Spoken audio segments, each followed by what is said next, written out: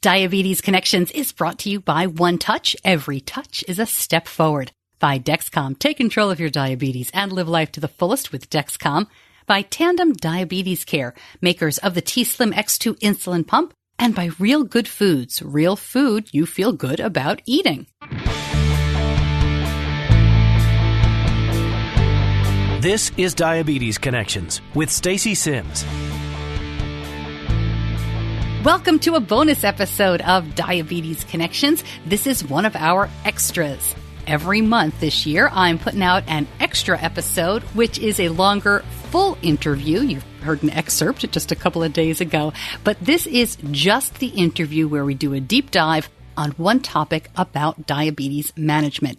So this will be the full interview with certified diabetes educator and dietitian Hope Warshaw, taking us through the most recent research about eating well with diabetes. Quick note about these extra episodes. You're going to be able to read a transcription of each and every one of them, plus a couple of evergreen episodes that we put out over the year before this in 2018. The first of those is out right now. It's about getting diabetes organized with Susan Weiner, who wrote the book on that. Literally, she wrote a book all about diabetes organization, not just about supplies, but about your life, about appointments, about all that good stuff. And the transcriptions are only available by email. They are not on social media. So you need to sign up for our newsletter to do that. And I will put a link in the show notes. There's always a link in the Facebook group as well. And when you sign up for the newsletter, you will immediately get this month's transcription, and then you'll just get one a month after that. I've had a lot of requests for transcription, but I don't think it makes sense to transcribe every single episode. You know, things change, as I've said before, and the news can really be different than it was even a year and a half ago. And I just feel like this is a good way to at least get started on it. And I'd love to hear what you think. So far, the feedback has been really amazing. And I think it's also because it's not just a transcription that's hard to read. And I mean, they're really nicely done. We spent some time on this. It looks like a book and it reads like a book. So I hope that you enjoy it chapter by chapter.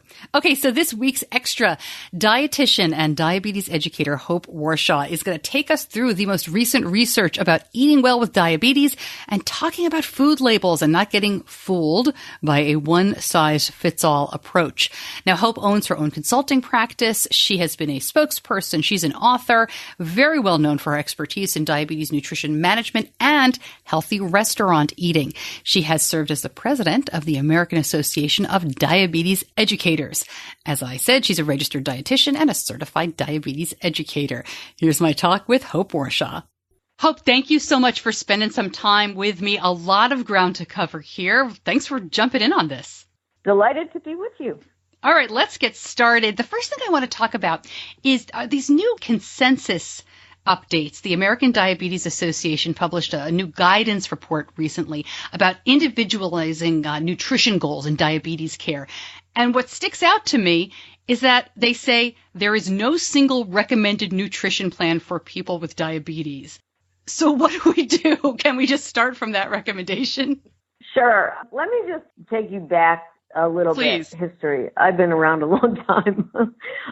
This recommendation is really consistent with what the American Diabetes Association has said for a number of years. So there have been what have been called position statements and nutrition recommendations over the years. ADA has moved recently to more doing consensus reports rather than position statements, and these consensus reports are all wrapped into their standards of care, which are published annually in January. And then updates are done in what they are now calling their living standards.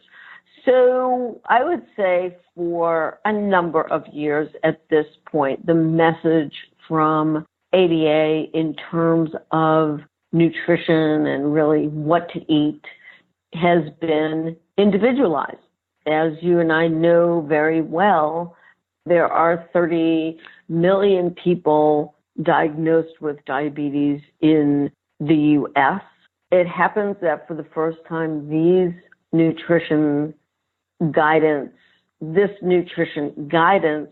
includes both people with diabetes and the 84 million people that CDC estimates has prediabetes. So it's an awful lot of people. And the research just doesn't bear out that there is one eating plan that people with prediabetes and every person with diabetes, whether it be type 1, type 2, or other types, there are many other types of diabetes, that there's one type of eating plan to follow. So this is nothing new and revolutionary. I guess it seems revolutionary to me in that this is more, you should eat in a way that you can do, but that, and they do say this in here, that results in a deficit of energy, right? So you want to promote weight loss. You want to focus on the things that I know and are so rote to folks like you in the know, more vegetables, minimizing sugars, choosing whole unprocessed foods. But a lot of us are looking for a plan. So if I go to my nutritionist or my endocrinologist as a parent of a person with type 1 diabetes, what are some things I should be asking about in terms of eating well based on these new guidelines? I mean, do I walk in and say, give me a plan that works for me? So let's step back a second. I do not believe that given real life today, that people follow, let's just call them diets, okay? People don't do that. People need, I think, much more of a skeleton of what their approach may be, what some goals should be about the way they choose foods and put meals together.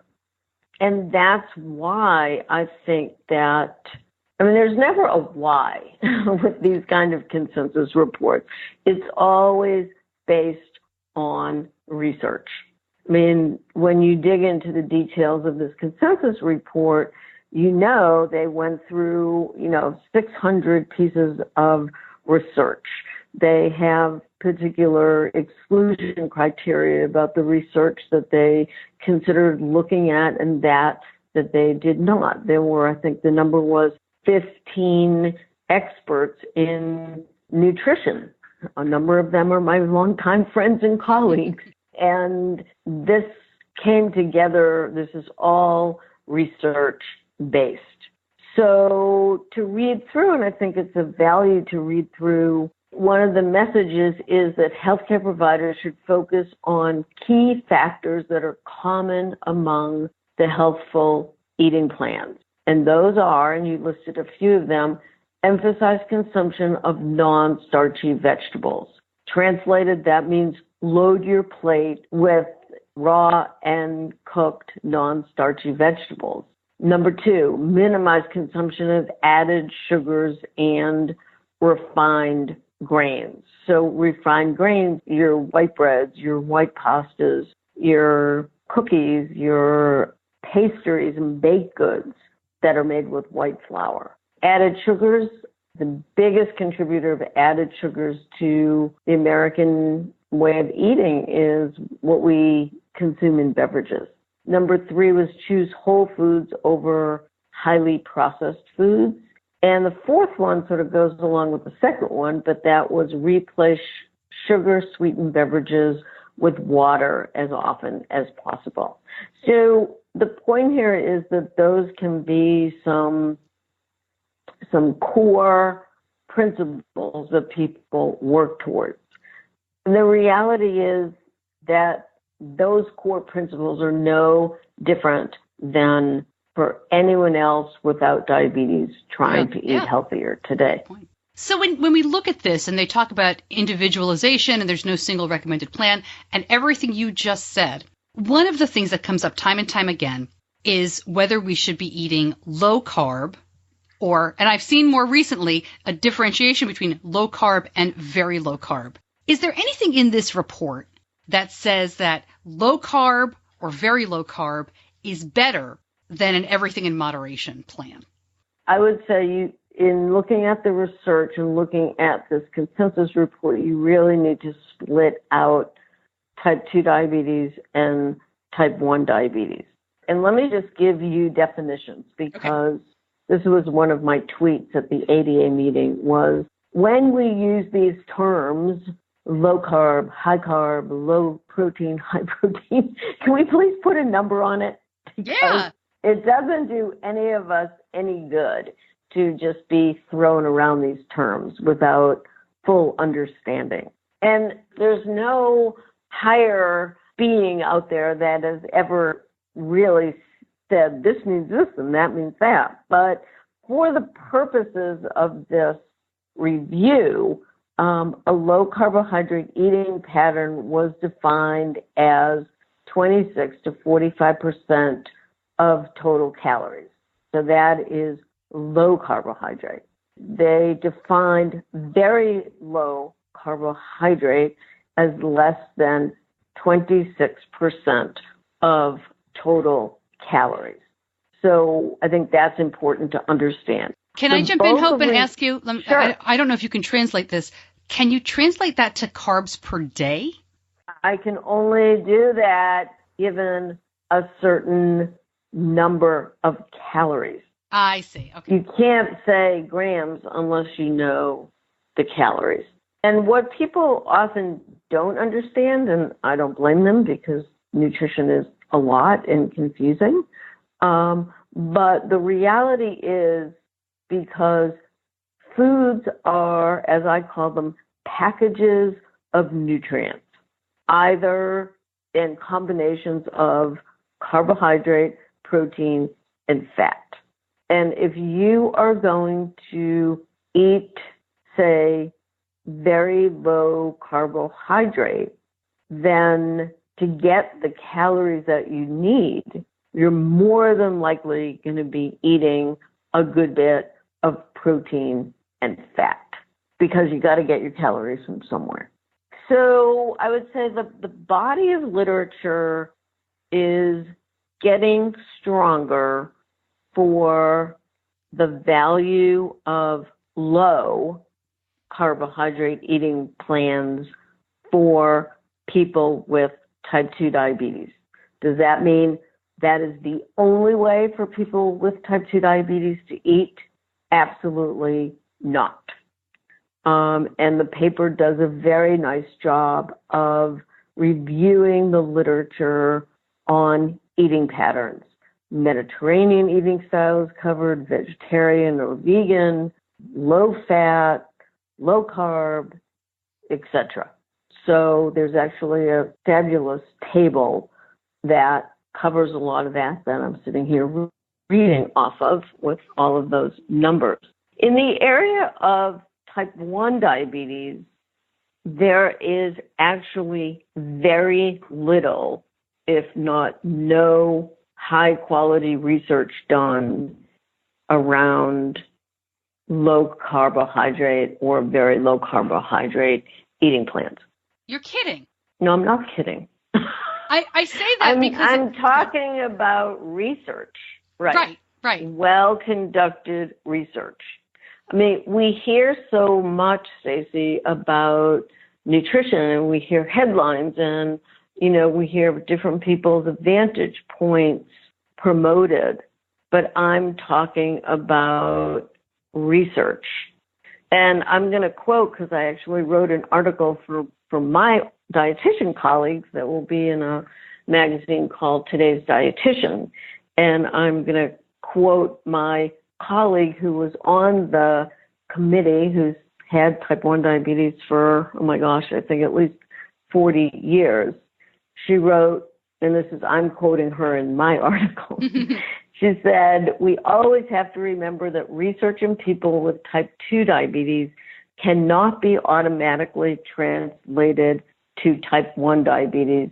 They're two very different disorders." Okay, so let me ask you then this is a bit of an editorial question. I have not been in I've been in the community for 12 years now. Why do you think there isn't more research on overall diet and type 1 diabetes, or is it just low carb? It just seems to me that when carb counting was introduced, that they would start following the amount of carb and how it... Yeah. Go ahead, hit me.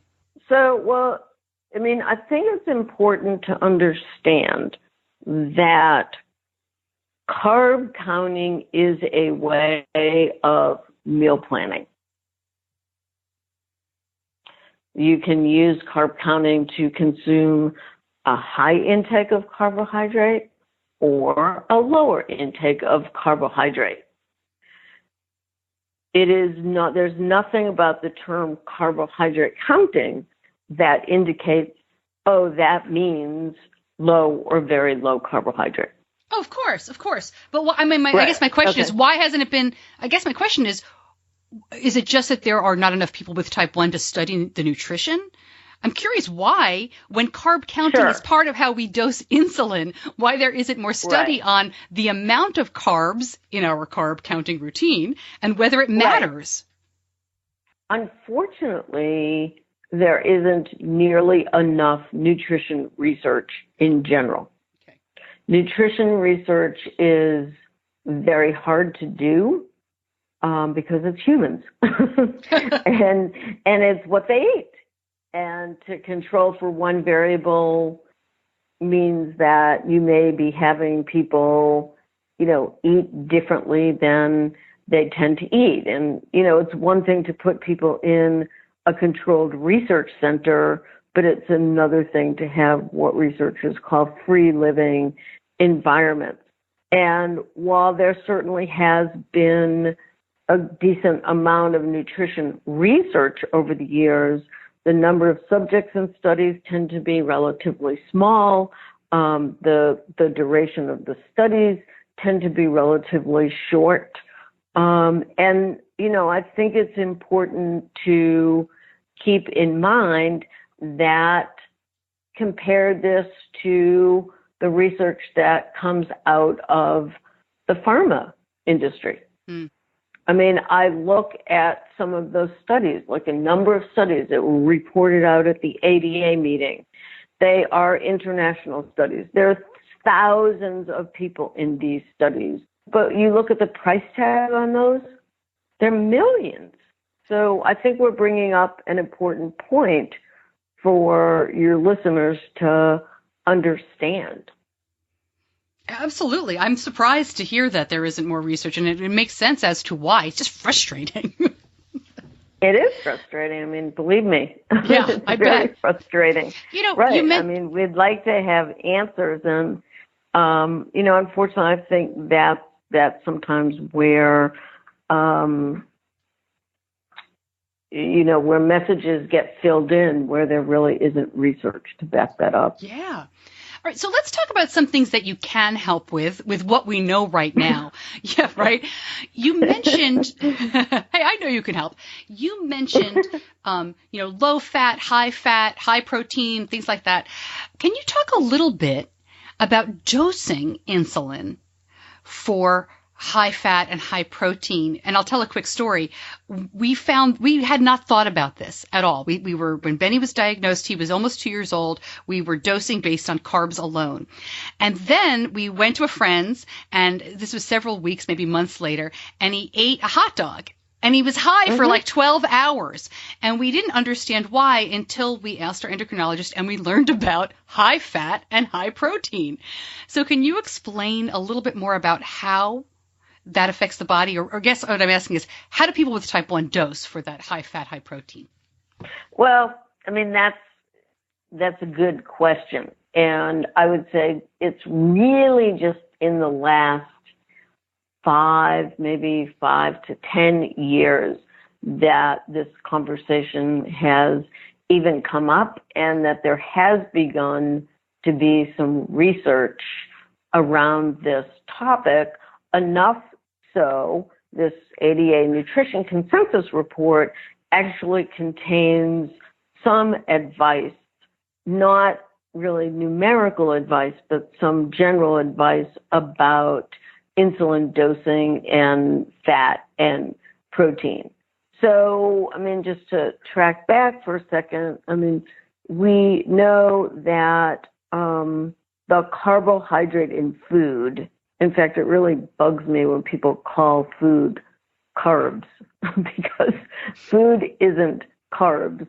Food contains carbohydrate. Mm. So, but that was an editorial comment as well.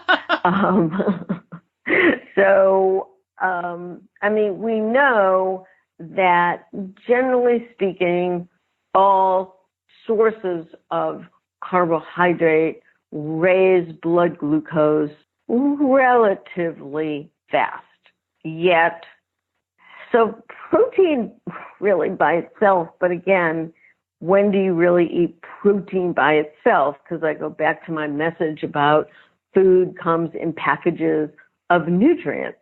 So even when you're eating, a piece of broiled chicken, you are eating, I'm talking even skinless broiled chicken, you're still eating a combination of protein and fat. But sure, there are differences from, a piece of broiled tilapia to a piece of ribeye, and the amount of protein and fat in those two, sort of sources of protein, if you will. So fat really is the nutrient that is slower to impact glucose than carbohydrate is. So the thinking today is that there's enough research to be able to say that there's consensus that the amount of fat and protein in a meal can impact the level and timing of postprandial glucose excursions. So, I sort of underline the level and timing. So level meaning how much glucose rise you may get from that meal, but more importantly, and I think to your story about hot dogs, is the timing of that rise. So the timing with potentially lower carbohydrate, higher protein and fat meal, relatively speaking, is that you may see a slower rise and a later rise. It depends what tools people are using to measure their glucose, to take insulin. Are they using a pump where they can extend a bolus over a number of hours? Or if they're taking multiple daily injections, are they willing to say, okay, I'm going to take, say they're eating pizza, the sort of enigma food, as I call it. Can they take X amount a few minutes before they start eating and then take sort of their rest of that bolus dose, maybe, and I'm making this up, but an hour into the meal to try to, minimize the rise of glucose, say, an hour or two or three or four later. There's no recipe book at present. People need to use their glucose monitoring and or CGM data to really learn about themselves. Before we go any further, Hope, this is a dumb question, but I always got tripped up on this early on. Oh, there's no dumb question. Well, stick around. You'll be surprised. But postprandial just means after meals, right? Exactly. Right. You could say post-meal just as easy, but prandial is meal. You're correct. It's so much to talk about. I know I could keep you here for hours and hours, but I'm going to kind of zip through a few topics if I could. Sure. One topic that comes up quite often, and there's a lot of confusion here, is net carb. And net carbs come about, in my opinion, because there's a lot of advertising on packaged products. And I know this is more geared for people with type 2, but a lot of people in the type 1 community eat these products and look at these in the store and wonder about it and how to dose insulin.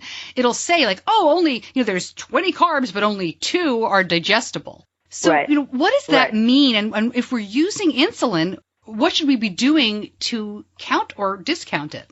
So, firstly, it's worth noting that FDA over the years has written some letters saying they're not going to make a decision about net carbs and that they're not going to come after companies that use that wording in their advertising. Notice that that is not on the nutrition facts panel. And I think if entities did that, that might get in FDA's craw. if there's a significant amount of quote-unquote net carbs, I think you could maybe subtract maybe half of that amount from the total grams of carbohydrate in the serving.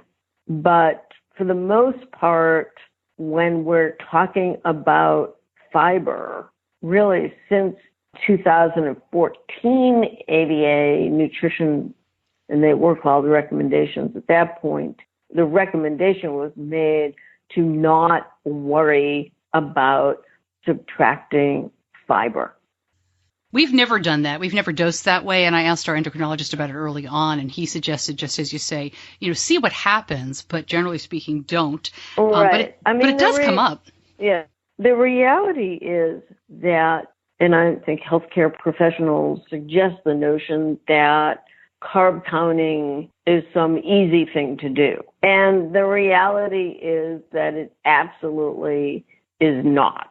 Really accurate carbohydrate counting is one tough job. Especially for cooking and trying to make healthy food. Sorry, go ahead. Right. I mean, now we're starting to talk about, count the protein and count the fat. I mean, that's a lot of work. And then figuring out, your bolus doses based on that. So with that concept in mind, the reality is, and even me as a dietitian, counting carbs is only so accurate. And the average American is at best eating 14 grams of fiber a day. The bottom line there is we need to eat more fiber. We eat really fiber deficient diets.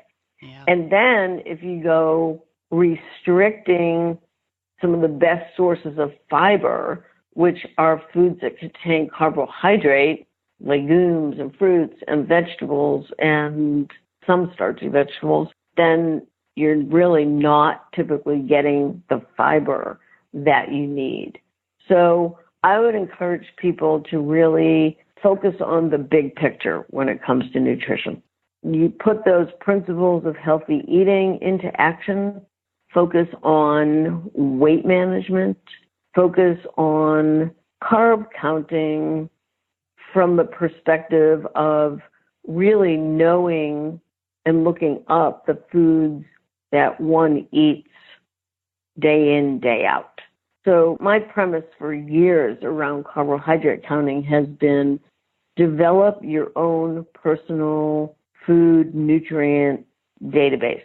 When people stop and think, you realize that we really tend as human beings to eat a pretty narrow list of foods on a day in, day out basis.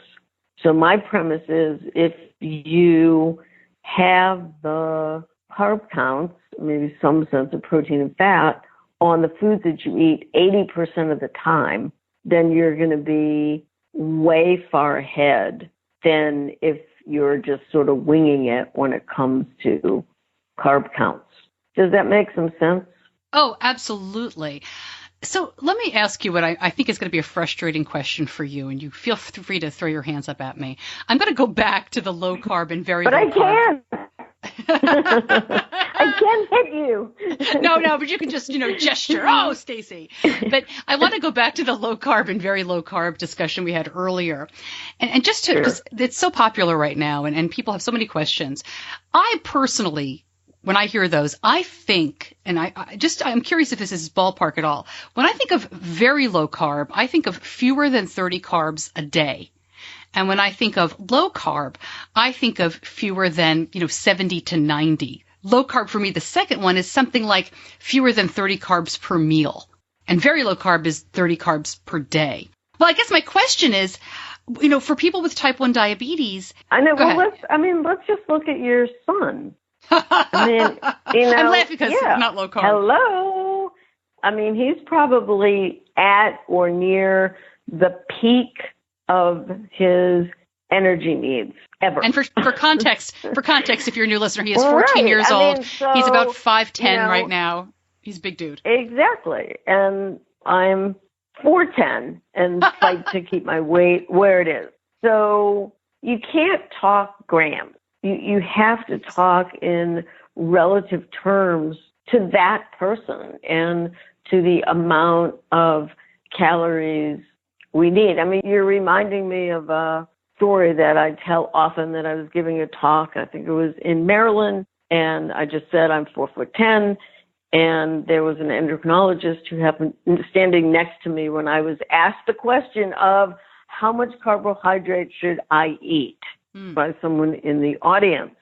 And so here's this endo who's like 6'5" standing next to me, and I just said to the person, do you think that doctor, I forget his name, and I need to eat the same amount of carbohydrate?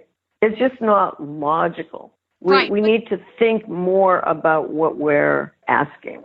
But I guess this gets to the frustration that we as lay people have, in that it is so much easier for me to count carbs and limit to a certain amount a day than it is to say, all right, well, how many calories do I think I need? And then I'm going to divide that and figure out what percentage of carb I should be having during the day. And I'm not trying to make light, but you do understand that. That's why I think a lot of this gets very popular, because it seems more simple. Does that make sense? I think that certain ways of eating almost have their magical properties to them. Do you know what I mean? And for people with diabetes, we're also talking about glucose control. And I'm a fan of having people obviously work with a dietitian. I mean, you shouldn't have to be figuring this stuff out on your own. You should be having some sense of what's optimal for you based on how you talk about the way that you want to eat. You know, if someone comes to a dietitian and says, I am vegan, or I want to move towards eating more vegetarian, that is something that they should work out some kind of plan. They should have a sense of, well, how much carbohydrate to shoot for at meals based on their calorie needs. So I'm not saying people need to figure it out for themselves. I'm concerned with the current situation with the sort of general population popularity of the keto diet and people with diabetes in general having the notion that they need to eat very low carbohydrate. All right, well, let's get into it. I'm glad you brought that up. And the keto people are going to yell at me no matter what we say, so that's okay. I'm good with that. We're used to being yelled at. But I have to say, the people that I know who, quote, do keto and post about it seem to be doing so well with their type 1 diabetes. It really has seemed to help them. And when you're saying well, you mean solely glucose control. Right. I'm jealous of their graphs. I think their weight loss is amazing. They seem really fit and happy. So what's the problem? What are we not seeing? Well, I mean, I'm a little confused about the profile of the person that you're describing, because I think when I think of someone with type 1, I understand the glucose profile. I'm not quite clear on the weight picture. I'm concerned that we're getting too glucose-centric. And while I think CGMs are phenomenal, it's a lot of data.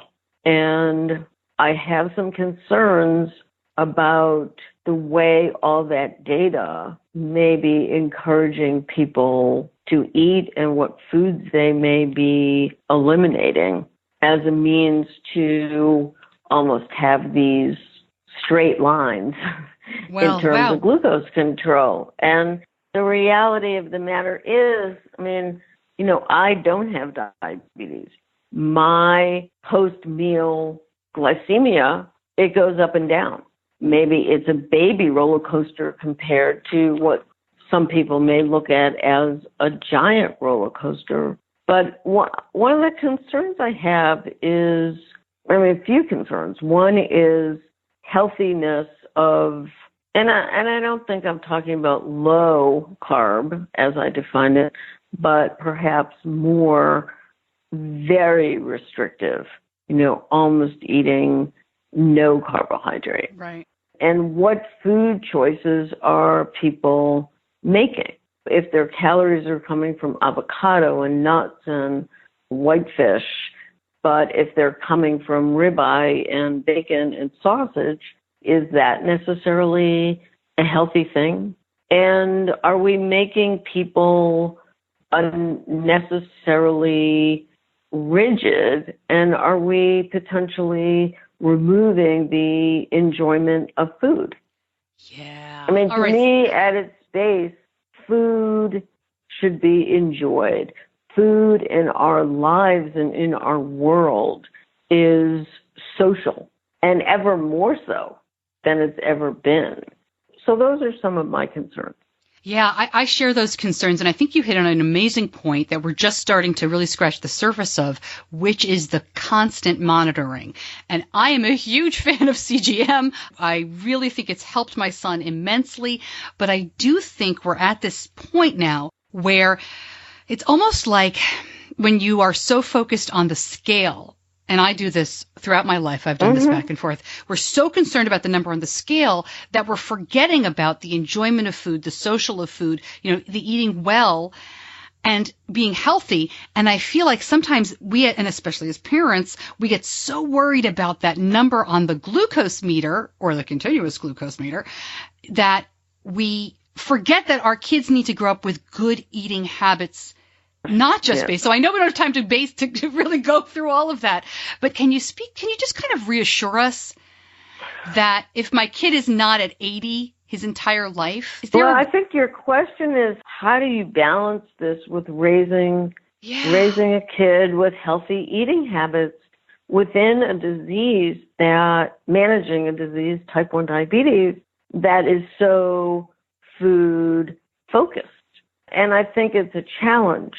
But what I know of psychology and eating disorders, I think this very rigid, very low carb, so you're 80 all day long, and I know that's a total exaggeration, I just don't see how it can be healthy from an emotional well-being and from a standpoint and from a developing healthy habit perspective. And, a statistic that I will bring up that is in the ADA Nutrition Consensus Report is that at present, 50% of people with type 1 diabetes have overweight or obesity. And I know that some of that data is from well-known T1D exchange. Now, is that surprising? No, because it reflects the general population. Does that concern me? Big time. I think I come back, Stacey, and maybe this is a good final note, to taking a bigger picture viewpoint. And, if you go back to like the DCCT data from the Diabetes Control and Complications trial, I think a big message from that was really keeping those glucose levels, between 70 and 150 on a day in, day out, having A1Cs of that 7% or, little higher, little lower, taking that over time vantage point, then that seems to help delay complications. I think that message of let's keep our eye on the bigger picture. I think that's great advice, and I try to do that every day and try and fail, but try and succeed maybe next time. Am I saying that's easy? No. I have not walked in the shoes of a parent with type 1 diabetes. I haven't attempted, because I haven't had to manage type 1 diabetes. I have huge respect and admiration for so many parents, for so many people that I know who manage this incredibly challenging disease. But with that said, I think from what I see, and given all the research, I think keeping your eyes on that bigger picture is some sage advice.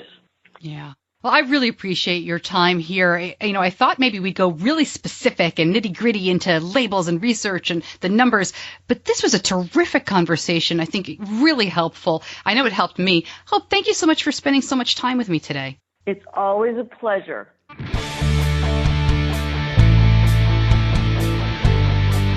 You're listening to Diabetes Connections with Stacey Sims. I'll link up a lot of information on the topics that Hope talked about there, including the ADA guidelines, on individualized eating.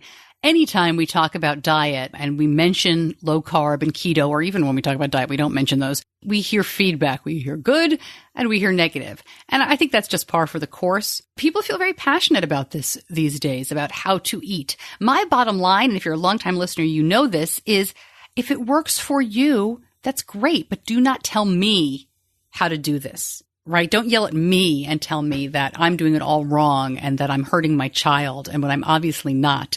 We don't need to be mean about these things. We don't need to be cruel and nasty and horrible, frankly, because some people really are. And if you've not experienced that yet, don't seek it out.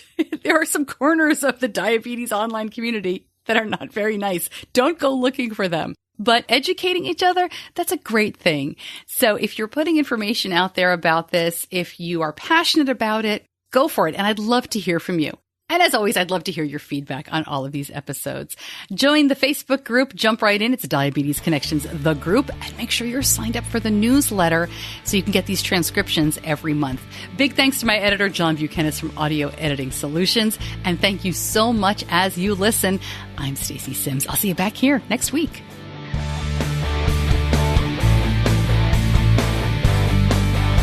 Diabetes Connections is a production of Stacey Sims Media. All rights reserved, all wrongs avenged.